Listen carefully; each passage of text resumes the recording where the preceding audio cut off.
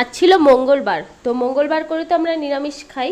এখানে দেখো আমার পুজো হয়ে গেছে, আজকে আমার কিন্তু সেকেন্ড শিফট, মানে 12:15 থেকে ডিউটি। তো এখানে দেখো ভোগ দেওয়ার পরে তারপরে চলে এসেছি চা খেতে। তো এখানে চা, তারপরে এই যে পাঁপড় নিয়ে এলাম আর পনির নিয়ে এসেছি। তো আমি মাকে বললাম যে পনির রান্না করব, মা ভেবেছে কি পনির আনতে বলেছি, তো মা যা বাজারে গিয়েছিল ফুলকপি আনতে, তো মাও একটা পনির নিয়ে চলে এসছে। তো যাই হোক, এটা দুটা পনির হয়ে গেল, মানে 200 গ্রাম পনিরের দাম এখানে 128 টাকা করে নেয়। তো দুইটা আর কি আনা হয়ে গেল, 400 গ্রাম মতো হয়ে গেল। তো সেই কারণে এক প্যাকেটই নিয়ে আসি, অল্প করেই খাই। তো যাই হোক, আজকে 2 প্যাকেট হয়ে গেল, দেখো অনেকগুলোই পনির হয়ে গেছে। তো এই যে পনিরগুলোকে আমি ভেজে নিয়েছি, এটা ফুলকপি আলু দিয়ে রান্না করব। আর পাঁপড় ভেজেছি, আর এদিকে দেখো অরহরের ডাল করেছি করলা দিয়ে।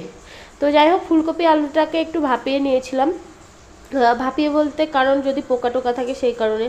তো এই যে এখানে আমার রেডি। তো এইটুকুই কিন্তু আমার মিনি ভ্লগটা। তো তোমাদের কেমন লাগলো জানি।